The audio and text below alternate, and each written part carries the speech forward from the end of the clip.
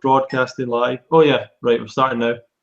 Hello everyone, we're broadcasting live if you're there, and we have a special guest tonight. That's Louise from foodfood.com and the Fresh Food Festival in Denmark. I'm eating cherries at the moment.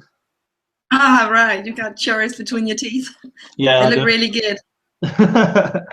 And yeah, for anyone else that's out there that wants to join this, if you join via Google, then you'll be added onto this Google screen, and I'll probably mute you or ask you to mute yourself, just so that we don't have loads of the sound of lots of people echoes and stuff, yeah, and all that issues. There is a chat on the right hand side, or it might be on the left. Well, on the Google Hangout thing on the left hand side. If you go over to the left hand side with your arrow mouse, then a little menu comes out, and the top one on the left is chat. So if you want to add any questions or anything as we go along, you can chat there, and it shows up on the right hand side chat box. Okay. Yeah, so we'll just allow for a few minutes before we really get into this. Just allow for people to everyone to join. Yeah. Yeah. And yeah, so that's basically what's going to happen. So how are you today, Louise? Oh, I'm pretty good. We had an amazing day with lots of sunshine, so I'm all red in my face today. But yeah, I think summer is finally coming slowly, so it's good. So you're in Denmark at the moment? Yes, I'm in Denmark, and just very busy preparing for the festival. But of course, I can find time to have a Skype chat with you, not Skype, sorry, hang out with you. So that's good. Yeah. And did you spend time in Thailand this year? Yeah, I went to Chiang Mai like I do every winter. Actually, just for those listening in, I met Ronnie in Chiang Mai a couple of years back, and I go there every year because it's just the best way to spend your winter. I don't think I can ever go through a Danish winter again. It's just too depressing, and the fruit quality is so poor, so I just have to go away. And yeah, I guess it's a great place to go. So how long do you stay? Do you go to Thailand for? 4 or 5 months normally. Just, those really gray, boring months in Denmark. Just get away. It's just not doable anymore. I guess when you've tried it, and actually financially it works out almost cheaper to do it, because what I save on the heating bills and just gasoline and things like that here in Denmark everything is priced there, so cool. No reason not to go. Yeah, so, and how about you? When are we seeing you in Thailand again? I don't know. Maybe next year. I don't know. Okay. Yeah, it would be good to probably go into that a bit more later on, sure. Because I'm sure a lot of people would like to know about spending time in Thailand or living dream life. Yeah, spending their winter there or whatever. But I guess, do you think it's like 5 past? Maybe we can start now. People are okay. Yeah, maybe. It looks like there's people watching. Yeah. Hopefully. So just to remind anyone, you can leave a comment on the YouTube if you're watching via YouTube, and I'll try and check that if you want to add any questions or anything. And if you've joined through Google, then you can chat on the message thing on the right hand side. You should be able to do that. Should be no problems with that. Okay. Right, so I guess to start, yay! You had a pretty amazing kind of experience of healing, of recovery. So could you maybe tell us a bit about that and the history of that, and how did you get sick and how did you get well again? How did I get sick? Yeah. I guess it just kind of started slowly. That, from when I was a kid, I got lots of antibiotics for infections here and there. And when I got older, became a well, teenager, and oops, I started drinking a lot, had lots of alcohol, and I guess I just lived a standard life, you know, with lots of candy, cake, sodas, rubbish food, but not super rubbish, but just not super healthy either. I was a tour guide for a couple of years, and I guess during that time I was living a pretty unhealthy life, so it was lots of junk food and alcohol. But yeah, well, I guess the first thing I noticed was when I was like 1 or 2 years old. Well, I didn't notice it as such, but my parents did, was that I had eczema. So I started like getting spots all over my body, and to deal with it, my parents, they gave me hormone creams, so they would try to suppress it. And I think later on, all these hormones have just compromised my adrenals as well. So I think the reason why I got ill was lots of little things in my entire life. Right. But there's so many things that happen, and it's so hard for me to remember them all, but I'm gonna like just try to paint a big picture of it.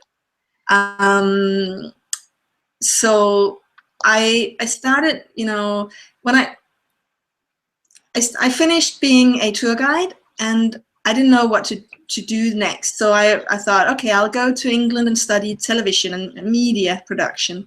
So I did that, and by the end of the 3 years I did there, I started to have like little problems, a little bit of anxiety, depression, but I was getting tired. I was getting addicted to sugar, so I would just keep myself running on sodas and candy bars and anything with sugar in it, and really a lot, especially chocolate. And I wasn't really figuring out what was going on at the time. And I just thought, oh, well, I'm stressed out. You know, we have exams and it's just a rough time. And I came back to Denmark, started in the television business, and just got, well, a lot of stress, of course, but progressively more and more tired, and started little pains, you know, like gallstone attacks and gout in my toes and candida, like yeast infections, and maybe some allergy related to like dust allergies, or intolerances to tomatoes, or just tiny things, and sometimes more eczema, of course. But then some things happened in my life that made me go into more fear and depression, so my anxiety just grew. And from then on, I had about 7 years with severe anxiety attacks. So it would be like daily sometimes that I would just go into attacks where I would feel like I was in the middle of a highway being run over, and you're like, you know, the car is coming towards you, and you're just completely in panic. And well, I didn't know what else to do besides taking happy pills and seeing a therapist, you know.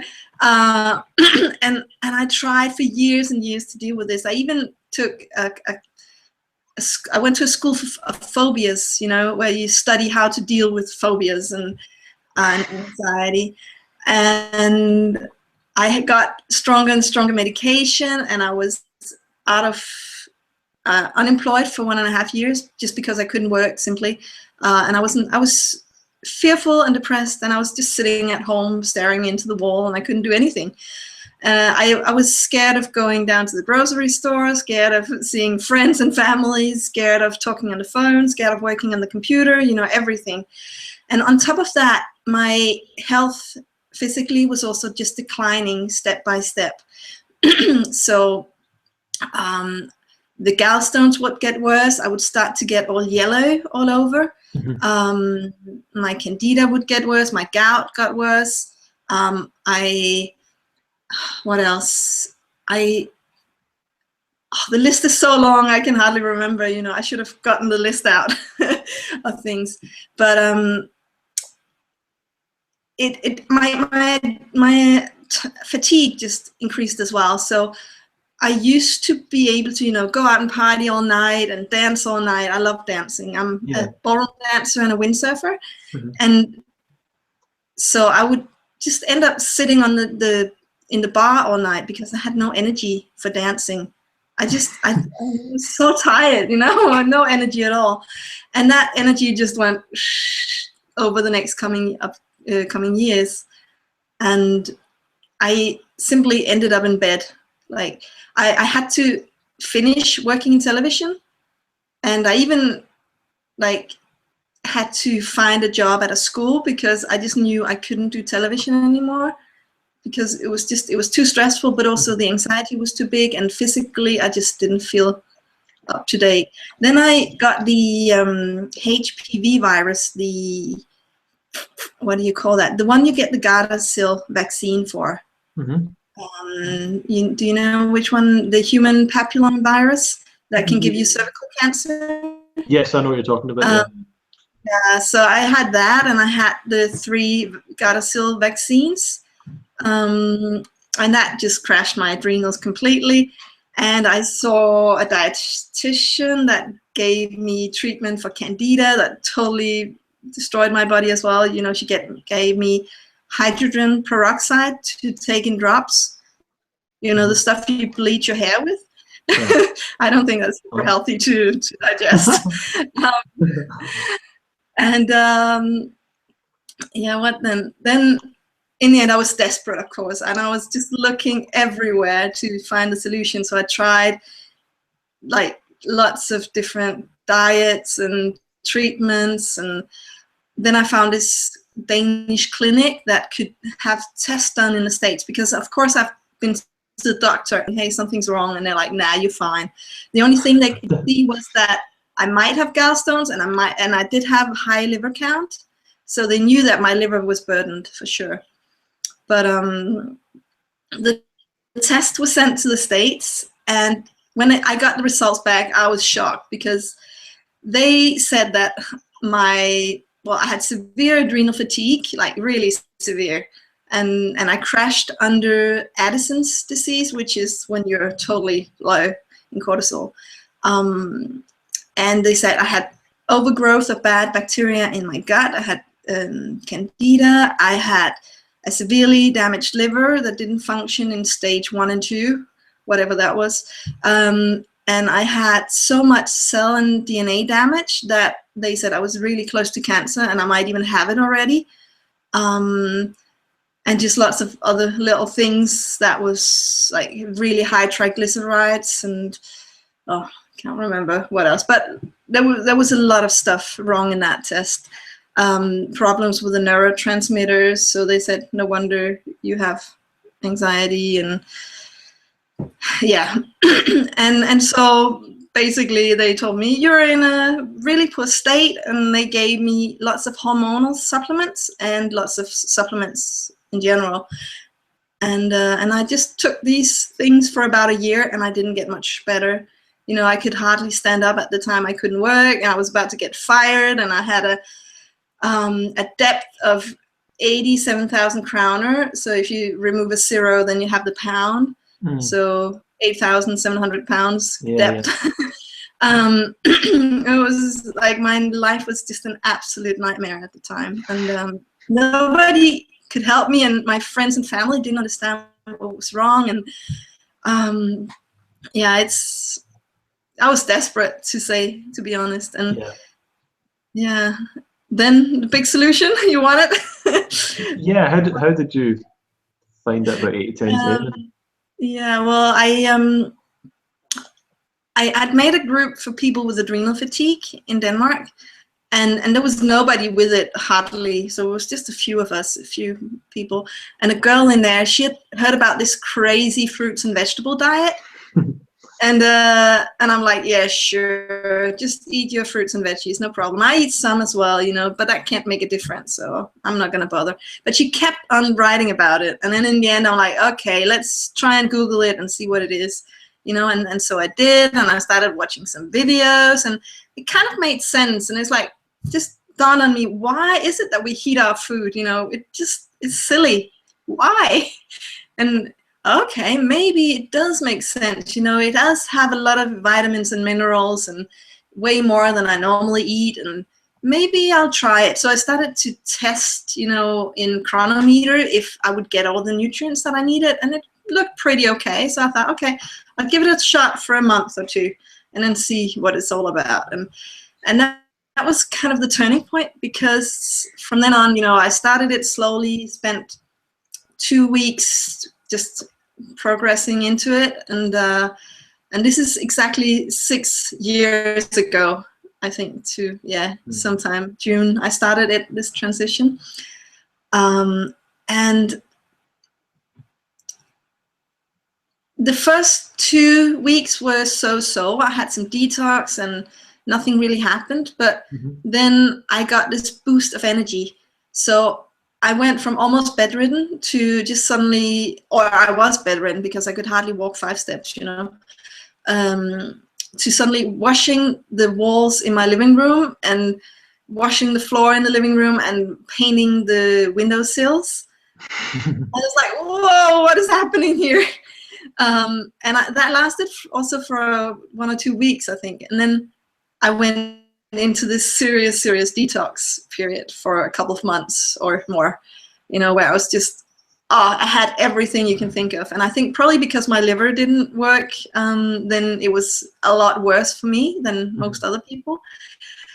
And it was headaches and nausea and upset stomach and like any kind of stomach problem I would have it was emotional detox. So I would just suddenly be super flying high and excited, and then I would sit and cry for no reason, and you know, just ups and down and everything. And the illnesses I had were getting worse. You know, suddenly the gout would get worse, or the pains would get worse. I had some serious kidney stone attacks as well, and gallstone attacks, and everything was just bad, really bad for a couple of months. And then slowly I just realized, oh, hang on, I haven't had the anxiety attacks. Oh, hang on, I haven't had the gout. Oh, hang on, I haven't had this. And then things just started to disappear step by step by step. So it was quite amazing. And I just knew that I had to stick with it at that time, because that was the first time I'd seen any results at all. And so I was like, okay, if this seems to work, I'm just gonna stick with it, you know. And so I'm here 6 years later, and I'm feeling better than ever and completely free of everything except my eczema. So I still have some on my hands, but everything else is gone. And wow. It basically saved my life, I think, because at the time I was so ill, I was about to jump out the window, seriously.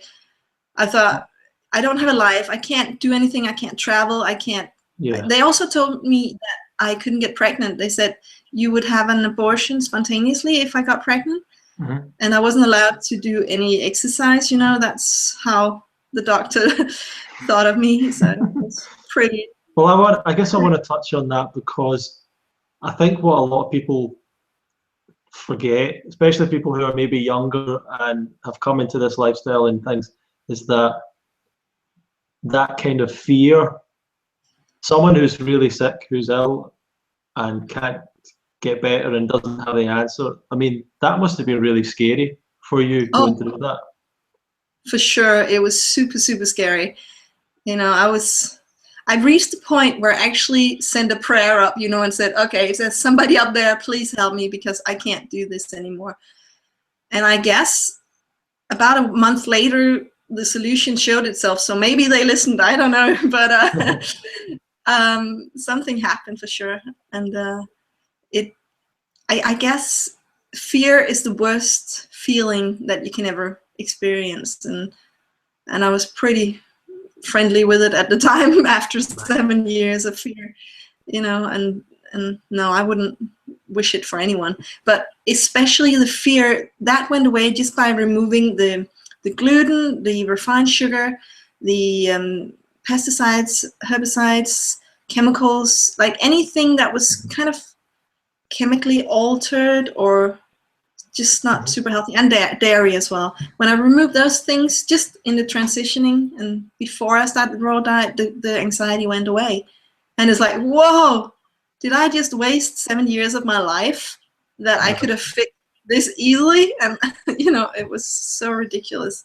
That's an amazing point you've made. The idea that if people aren't trying to be healthy, if people aren't embracing a healthy lifestyle, the time that they can waste, or the illness. Because if we are the old phrase, is a healthy person has many dreams, but a sick person has only one. You know, the sick person, all they care about is getting well. Yes.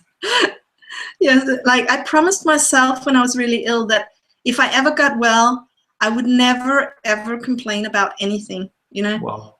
Wow. And I would help whatever solution I found to help other people, because I just thought if I can get well and I know how, then I have to bring it on. I have to use this in a positive way. Mm-hmm. So that was kind of my promise to the universe to give back. And so, like you have probably seen, I've started Fruity Lou, and I'm trying to do that now. So yeah, and you also talking about that experience you went to, and the fact you're saying you promised yourself you wouldn't complain anymore and things like that. I know that you're a big believer in a positive mindset and law of attraction and things like that. Do you want to speak about what your opinion is on that and how important that is for you? Yeah. Well, before I started the raw vegan diet, I wasn't a believer in any way. You know, I would, what do you call that? Total atheist. Atheist, yeah. But then suddenly something happened when I changed my diet, because I suddenly felt more connected to the universe around me, to nature, to animals. You know, my compassion grew so much. Compassion for other people, for just tiny little animals, you know, even spiders. I used to be scared of them, and now it's like, oh, poor you, don't be trapped there. Okay, I'm gonna move you almost, you know. So my compassion grew, and also this sense that there's something more. I don't know what it was, but one day a friend of mine sent me a link to some lady called Abraham Hicks, and I started listening to that, and I thought, this is interesting, but it sounds really, really silly. And she claimed that you could create your own reality by what you felt and how you thought, you know. And it's like, well, this is a bit woo-woo. Nah, I'm not gonna trust it. But something stuck with me though, and I kept sometimes listening a little bit to it, and I thought, okay, I'm gonna test it, you know. If what she says is right, you can test it. So I started testing it, and every time I did it, it seemed to prove itself, you know, that it was right. And then I got into a period of stress in my life, and I forgot about it, and everything went wrong, you know. And then later I realized that I had used it, but with the wrong way around. So I'd manifested everything wrong in my life, and I could just see how perfectly it had unfolded the wrong way, because I wasn't paying attention to what I was doing.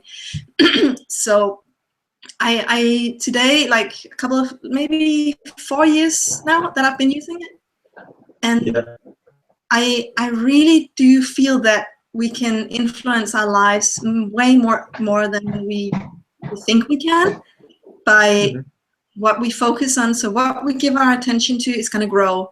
And so if you have something that's bad in your life, like let's say money, and you keep focusing on the lack of money, you're going to get more lack of money, you know. But if you focus on the abundance of, I don't know, friends you have, you're going to get more friends. So whatever you focus on is going to grow.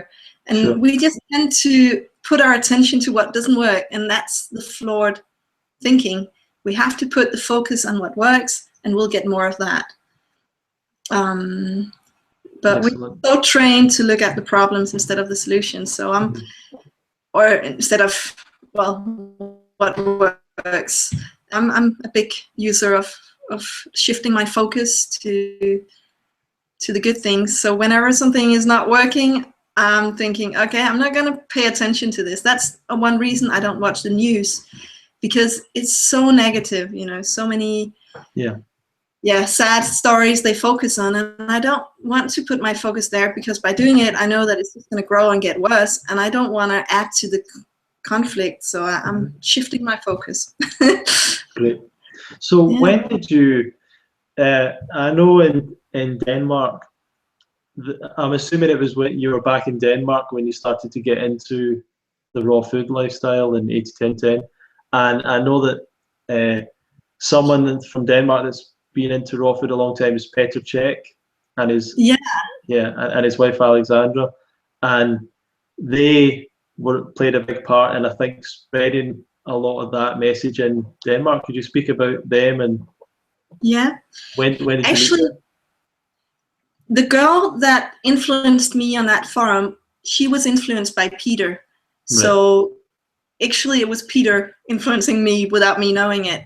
And I met him through her, and we became great friends. So he's originally from Czech Republic, and he's the guy who started the Danish Fresh Food Festival back in 2009, I think. And so I would just spend lots of time with him learning about all these things, learning about the diet and the lifestyle, you know, 80-10-10 and natural hygiene. And since then, he's just become a really good friend, and I still organize the festival with him as the food shopper, I think you could call it.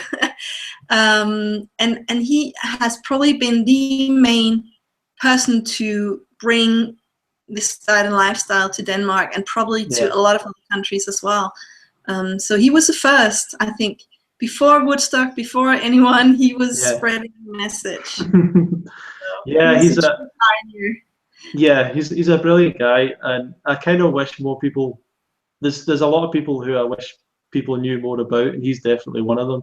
And as you're saying, his the festival in Denmark was happening years before Woodstock and years before other events, and he was bringing obviously Doug Graham over and other people over to speak in Denmark. So whenever I don't know if you feel this, but whenever I've been to Thailand or different places, different festivals, hanging out with fruitarians and things like that, I always feel like I meet more Danish people than I do meet French people or Belgian people or Spanish people or any other European, or, you know, there just seems to be more Danish people and Swedish people.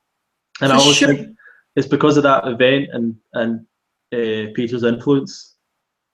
I definitely think we were ahead, like Denmark and also Sweden were ahead way earlier than the rest. But now you're catching up in the UK, you know, it's spreading crazy. Like your festival, it's almost sold out, you told me, and it's because people are really catching up now. But well, let's get into that, because you're now organizing. You're now the organizer of the Fresh Food Festival in Denmark, which is happening, I believe, about 4 weeks' time, 1 month's time. Yeah, roughly, from the 16th to the 19th of July. So it starts on the 16th. And I've been there the last 2 years. I'm going to come back this year, and I always look forward to it, enjoyed it every time. Just think it's a really quality event. Do you want to speak a bit more about it and what's happening this year? Like compared to in the early days, I've tried to add a lot more activities and more different speakers. So the early years, it was only Doug Graham and Rosalind. And so now we have Paul and Julia Tarbert this year, healthy.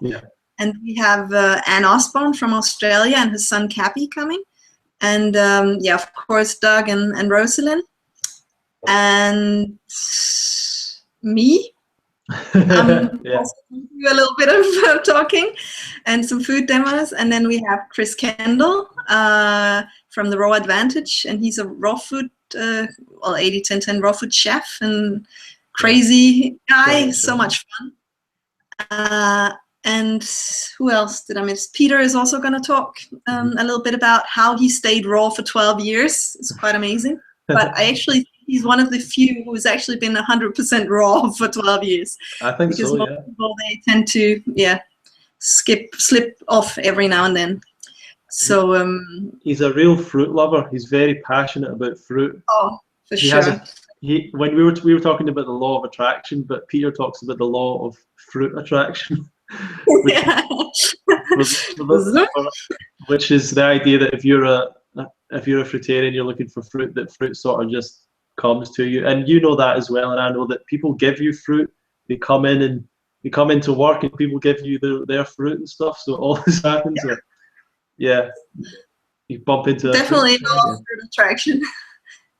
That's a good one. I haven't heard that one. Yeah. But yeah, in Denmark, so we have lots of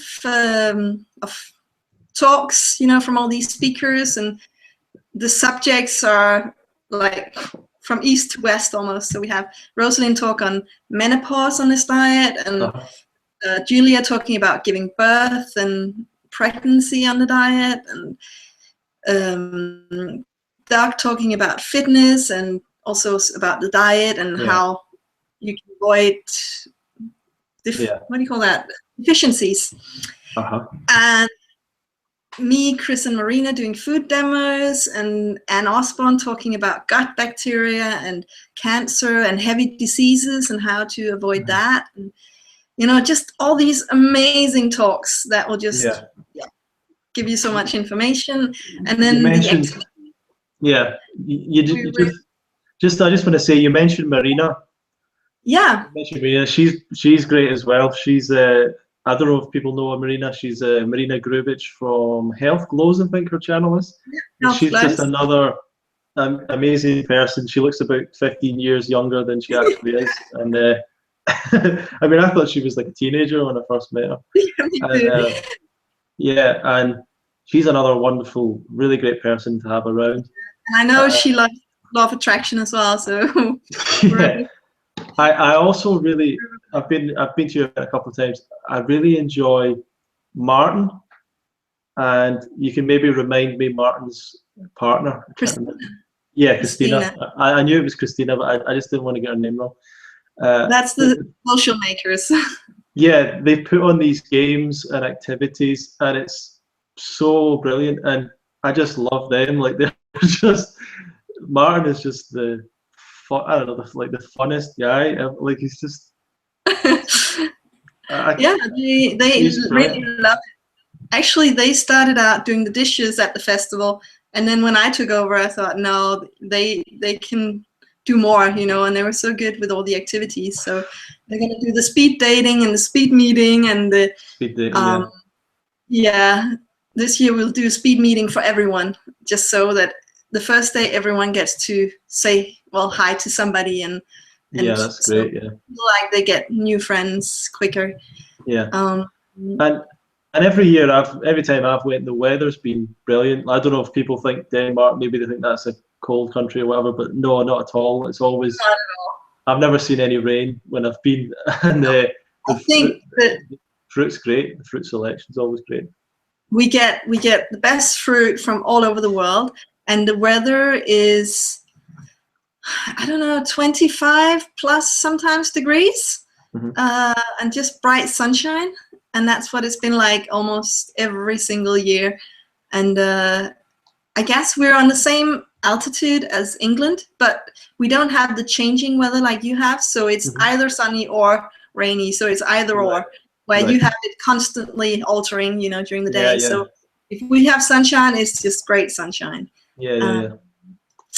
And the venue is a boarding school. So we have the whole place with great fields and sports halls and refectory, or what do you call that, a dining hall and a lecture hall. So everything is in one little place, and people stay in rooms, 2 or 3 people in each room. And of course, if you're a girl, you'll be put in with another girl, or if you're a family, people will go in their own little family room. So we are open to help people to live with whom they like. And then it's just amazing food. People, we try to get 80% organic, and the rest we get from little farms that we know are probably doing permaculture or very healthy farming. So the food is super healthy. And we try to get exotic fruit.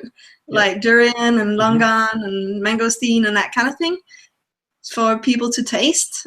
And then, of course, Chris, Kendall, and Marina, they're going to do some easy meals, but also creative dishes. Last year, Chris, he did chili, and I think it was lasagna, Italian night, and I don't know, just noodle dishes, you know. One thing I want to touch upon is I was actually with some friends earlier today, and they'd been at an event. We won't mention what it is. It was a raw food event, but their experience of it was they felt there wasn't enough food there. It wasn't ripe. It wasn't on time. Whatever the issue was, the evening meals were a bit disappointing, etc., etc. And they just had a bad time up, and they felt like there wasn't enough food, and a lot of issues like that. And I guess it's important to let people know, because people will be worried about things like that. People who are thinking of coming, and I've never seen that problem at the Danish festival. No, I've never seen one moment where there wasn't enough fruit or wasn't enough food there. There was always too much. It was always like, we sell off some at the end. But we try to always have a pile of bananas or melons or something in the dining hall. So if anybody is hungry at any time, they can go and grab some. And if we run out of something, we send Peter off, and he'll go and shop for some more. So always have enough. Yeah, I do encourage anyone listening that's looking to go to an event, and if you're in Denmark, obviously it's easy for you to get to, but for anyone else, it's super easy to travel. To get to Copenhagen airport, from the airport there's a train that pretty much takes you. Well, we have the little bus. Yeah. We have a flexible bus. So when people, they land in the airport, there's a train directly to the main station, Central Station. And from there on, there is a festival bus going that you can book on our website, and it takes you straight to the festival venue and back to the main train station again. So we just want to make it as easy as possible for everyone. Yeah. And also this year we have some kits. We haven't had that many kits before, but I think we have 8 or 9 kits going so far. And so we're trying to do some activities for them and give them a special cheap price and stuff like that. So we really try to be both for singles and pensioners and families and everything. We just want to embrace everyone. So no matter if people have a regular diet or a fully raw, whatever, just encourage everyone to go. Yeah. So let's leave that for the moment. We'll go back to that in a bit, but let's get back into the kind of 80-10-10 lifestyle. And you've made a decision, obviously, where you spend time every year going out to the tropics, going out to Thailand. So why do you think that's important, and why did you end up in Chiang Mai? Because a lot of people now are going to Chiang Mai for the Bottle 4 Festival or the Thai Fruit Festival. And the Fruit Winter Festival, but you were out there before all that was happening. So why were you attracted to Chiang Mai? It's actually a long story exactly why I ended up in Chiang Mai, but I think I'll skip that for some other time. But it was a coincidence, and I had the choice whether I should go back to Denmark or try Chiang Mai, and I did that, and that was probably also 4 years ago or something. And I came to Chiang Mai when there was almost no fruities there. I think we were about 7 people at the first picnic I ever joined there. And yeah, it was very quiet in the park. Right. No, I don't know if people have seen all these activities going on with the acro yoga and jugglers and just crazy activities in the park, and that wasn't there. It was just some Thai people and then us sitting around having a durian party. And I remember meeting a guy, Andrew Perlo, right, for the first time, and he was living there. And Paul and Julia had apparently been there, but they had left, so I didn't meet them.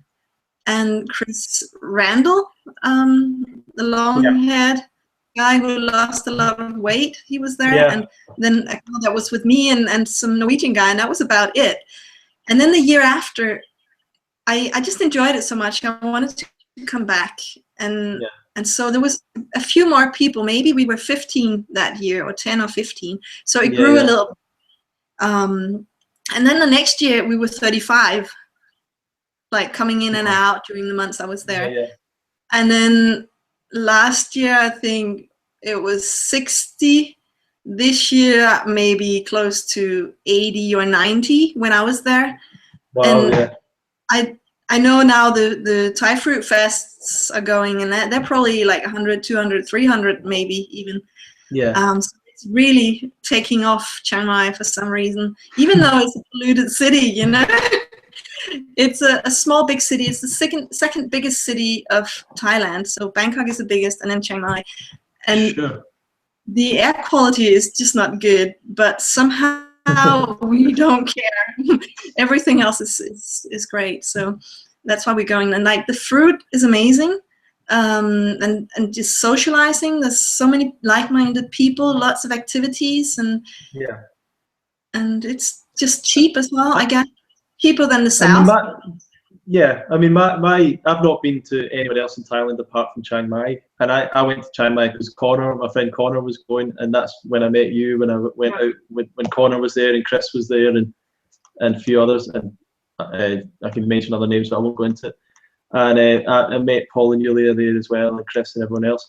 And it's not a paradise. You know, if people maybe think it's like. This kind of nature. It's not a place full of nature. It's one small park really, in in quite a big concentrated city, and I really like the fact when you go cycling there. I felt very safe as a cyclist because the roads are very safe. The way people drive is very nice, and there's plenty of fruit and a lot of great fruit quality. So. There's those things, but it's a developed modern city. You know, it's not like the Garden of Eden or something like that. Oh, no way.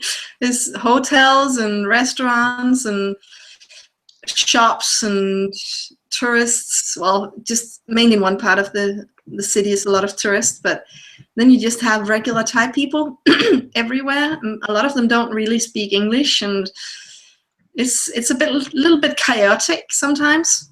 I think that's my only. Well, I don't really have an issue with Thailand, but there's very little English spoken, which obviously is you shouldn't be annoyed at that, but it is as a tourist, there's not. It makes it a little bit more difficult trying to rent a room or something like that when the guy doesn't speak any English. Could be a bit difficult.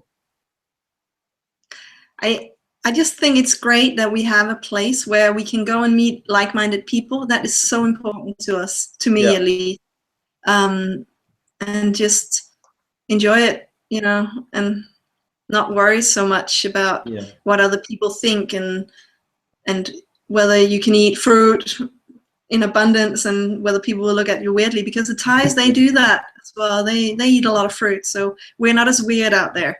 Sure. What's your thoughts on the fruit in Thailand versus the fruit in Denmark? The positives and negatives? I think that it's harder to get organic, but Chiang Mai is one of the only places in Thailand where you can get organic.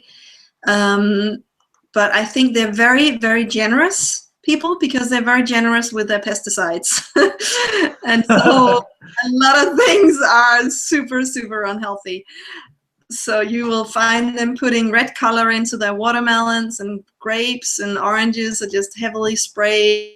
Oh, wow. And the grapes are, the mangoes are sprayed and gassed and probably boiled. I don't know what they do with them, but some of the food, like, you have to know what to go for. Even the coconuts, they bleach them so that when they chop them up, they will stay white, so the tourists will buy them. So you have to know that you have to go for the brown ones and little things like that. But when you know how they treat them and you know what markets to get the right organic stuff at, it gets easier. But if you buy conventional, you might get a lot of unhealthy things as well. But in general, the quality is good. It's ripe. It's sweet. It's delicious. And I guess in Denmark we're lucky because we can get lots of great stuff here as well. So it's hard to compare, but it's just different things you get, The mangoes, what we get here, except the honey mangoes, of course, that we get to at the festival.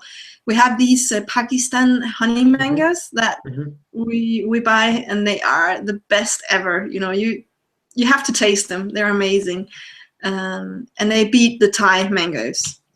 So. They do, yeah. It is funny. They are imported and everything, but I believe so as well. The Pakistani mangoes are better than the Namdok Mai mangoes that people say that's the best in the world. That's the best in the world, and I say you've not tried Pakistani mangoes yet. Oh. And you know, so I say, you know, wait until you've tried Pakistani mangoes and then tell me, because I know that Chris Kendall, various people, they've had both, and to me the Pakistani mangoes are another level. Another level. They are just amazing. A must taste. So yeah, a reason to come to the Danish festival. Yeah, of course. So they're so expensive, and we spend so much money. So half of your tickets will go for the Pakistani honey mangoes. Sure. So what are your kind of, I don't know, what are your tips for someone else that's out there that's listening, maybe that's in a similar position to where you were, and you know they're wanting to get healthy, they want to get well, and what's your tips for them? What's your thoughts for them? I say give it a try. You know, give the diet a try, because it might just take you 1 month or 2 months, and give it a try, and then you've tried it out and figure out whether it's something for you or not. But let's say you never tried it, you won't know. Yeah. And yes, you may go into detox depending on how ill you are, and you have to make sure you get the diet right and you don't make all the beginner mistakes of eating unripe fruit or not enough calories and that kind of thing. But if you do that, or even get me or somebody else to counsel you while you're doing it, you can get amazing results from what I've seen and experienced. So it's really, really worth giving it a try, and you just have to know what you're doing. So I coach people who say, oh, I feel hungry all the time, and they only had 1 cup of banana that day or for that meal, and it's like, that's just not enough. You know, you have to eat more. So also make sure you know how to avoid the deficiencies and how to take care of your teeth, and you know, all these things that you don't think about when you start out. It's so important. Yeah. So I do have a get started. No, sorry. I have my top 5 tips for free on my website that people can download, and they subscribe to my newsletter. But I also have a get started guide for sale, and there I have the most basic tips on how to do this diet and lifestyle. So that's a place to start, maybe. And if anyone speaks Danish, then I've written 2 big books in Danish about how to do it, to heal yourself naturally. And I hope one day they'll be translated into English, but they're not ready yet. So. Well, what's your thoughts on fasting? Did you try any water fasting, juice fasting, anything like that? Yeah, I've done 1 day, 2 day, 3 day, 4 day myself, water fast. And I do think it can have a lot of benefit, but I also think you have to be very cautious with it, because it can be dangerous. Like if people do it long term and they don't know what they're doing and they don't have supervision, people die, to be honest. There are examples of people dying and being taken to hospital, and you just have to be super, super careful with it. So I don't recommend people doing any more than 1 or 2 or 3 days on their own. But if you are seriously ill and you have no other way, let's say you've done the 80-10-10 diet and lifestyle for 10 years and you're still super ill and you're desperate, then I'd say, okay, go on maybe to True North or to Doug Graham or somebody who has fasted other people before, and then just at least you'll have more experience next to you than you would if you were on your own. So definitely get some support, I'd say. And that's great. Well, we're nearly coming to an end, and I do just want to mention to anyone that's coming to the UK festival, Louise is coming to UK as well. She'll be speaking more about her transition and about her more about what we've been speaking today, and some other things, and also be helping out with some dance classes and stuff like that. So that'll be a lot of fun. So anyone, there's a few spaces left in the UK event. So that's ukfruitfest.co.uk. If anyone's looking to sign up for that, last few spaces remaining. So please register soon for the accommodation. I was there last year, and it was amazing. Right, thank you. It truly was. It was so much fun. We had a lot of fun last year, and we're hoping, like yourself, just to try and keep the events going. It's hard work, and it's the only thing that keeps you and me going. This isn't like a big money thing or anything like this. This is like, we've got this. You just got to look at it as there's a bigger purpose behind it. I think there's people out there that are going to be helped hugely by the information, and they need the support, and they need an event. So in the last year, and sometimes I've had stressful times and bad times, and times when I thought, oh, I don't know what I'm going to do here. And it was that purpose that kept me going, and I think you're probably the same. There's a greater purpose to putting on these events. When I first started coming to the events before I was organizing it, it was just a highlight of the year. And it meant so much to me that Doug Graham would sit down and talk to me and help me out with my health. And I just thought, I can't bear to see this not happening. It has to continue.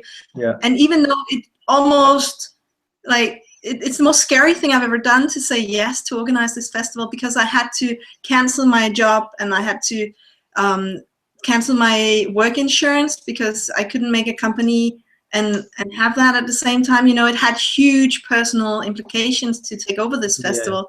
Sure. Because I haven't been sure of any secure income. I never know if the festival is going to go in plus. I might lose a lot of money, just like the American one or the Slovenian one. It's so insecure. So I'm doing this out of, just desire to try to make an impact with this diet and lifestyle on people in the world. It's like I promised myself I would.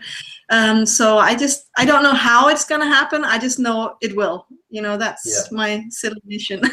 Yeah. And so I just want to. I think, I don't know if we were talking about this earlier, but is there any kind of offer you can make anyone who's on the fence thinking of coming? Any kind of special offer you can give them to help them make the decision? For sure. I want to give a 500 krona discount to those who are listening in right now, and that's roughly £50 discount on the ticket, and that's on the full price ticket. So a full price ticket is almost 4,000 kroner, so almost £400, and 500 kroner off. And if you want to get that offer, you can get it before the 4th of July. So until 4th of July in the evening, you can get this special price. And all you have to do is go to the festival and click on the festival page, and go where you can get the tickets. And in the very top, there's a code field, and you type in the code FFFVIP. So write down FFFVIP in the code field, and this special price will appear. Excellent. And our webpage is freshfoodfestival.com. So freshfoodfestival.com is the Danish website. Yeah. And it's a 100% 80-10-10 raw food lifestyle event with everything you need to make that transition and change with your lifestyle. Is there anything, before we come to an end, is there anything else you want to end on, or any final comments you want to make? That's a tough one. That's the hardest question you've asked me so far. I'd just like to say some more positive things about the English festival, to be honest. Okay, sure. Because, it was the food. I was really impressed. I know it's a different chef this year, but it was just amazing dishes that Katie created last year. And, you threw on some a talent show out of, you know, very quickly. And there's actually some of the things you did last year that has inspired me. You did a panel discussion, and I thought that worked really well. So we're going to have that this year. So I'm basically stealing from you.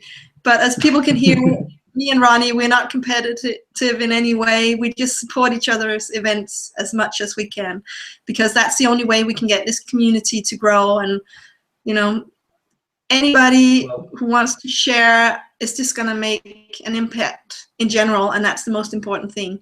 Well, the way I sort of look at it, or try to look at it, is that there's people in my audience, or whatever when you call it, on my email list and things like that, that can't come to my event for whatever reason, and I'm doing a disservice to them if I don't at least let them know about other events they can go to, you know. So it's about helping people out, you know. It's about communicating with people, getting a message to them, and helping them out, you know. So I don't worry. But the thing about being we're talking about competition, I see my competition is not another raw food festival. My competition is McDonald's and Starbucks and the pharmaceutical companies. That's the kind of vision I want to have. Is like, that is the competition. The competition is not some other person's YouTube channel, some other person's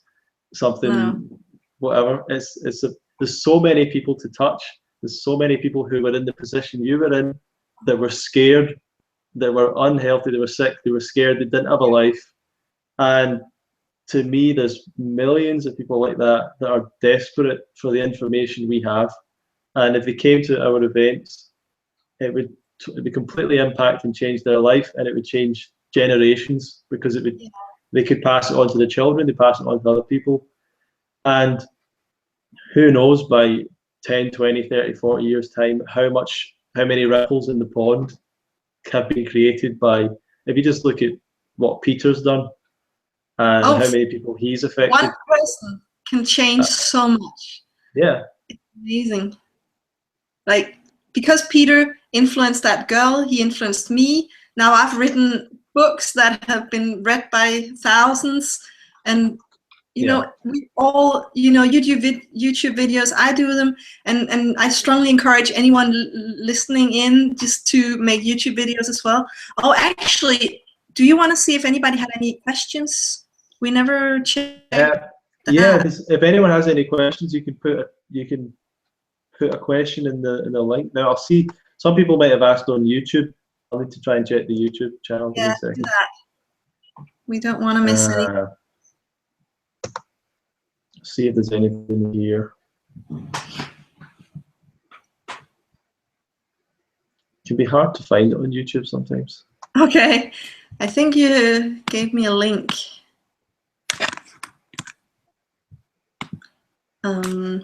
But while you're searching, I can say that it's just been amazing for me to see how this, let's call it a movement, has grown just since I started 6 years ago. From almost no one to just amazing amounts of people. And the most saying thing is the 30 Bananas a Day web forum. I think when I started there was maybe 6,000 people, and I think now maybe 27,000 or something crazy. It's just escalated. The amount of YouTube channels, you know, the amount of people to the events, and it's just growing, and it's so great to see. And the only way that has happened is through social media, spreading the word, and just people sharing their knowledge. So that's so important to share experience and knowledge. I want to say that there is questions, but I think some of them are in Danish, and I'm not sure. Oh, right. Let me check it out. Hang on. I don't know if I can even find it, I'm afraid. Okay. I'm not sure if this is even a question. Give me a moment. Okay. Can you see the chat field on the right?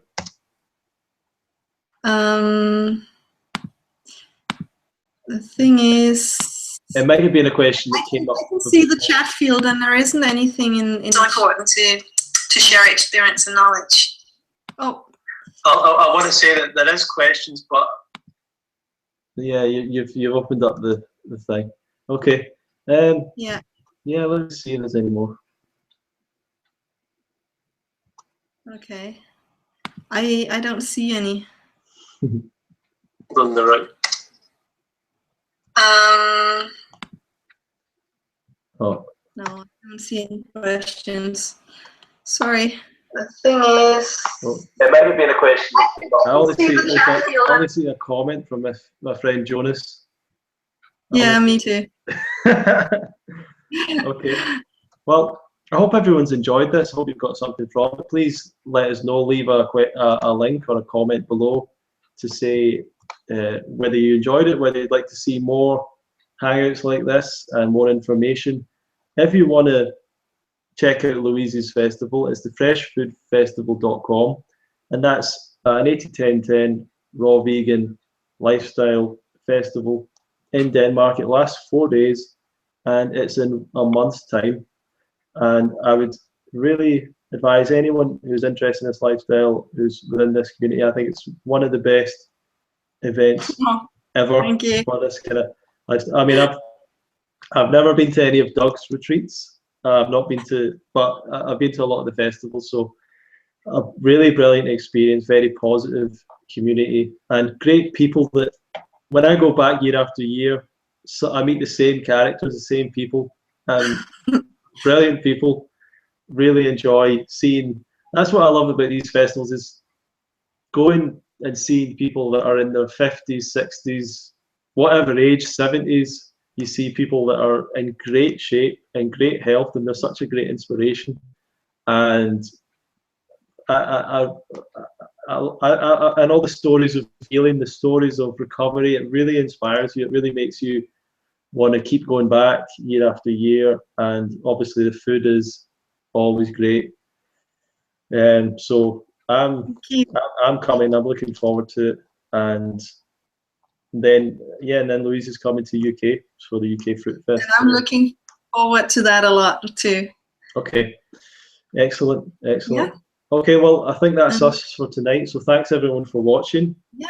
Thank you, Louise. Yeah. If anyone has any questions, anyone wants to get in touch with Louise, you can go to our website, fruitylou.com or Fresh Food Fest, or if you don't know where that is, you can message me and I'll pass the message on. So thanks a lot for watching, everyone, and we'll see you around, and stay fresh and fruity, and get to an event somewhere, get to an event and meet more people. Okay. Thank you. Thank you for listening.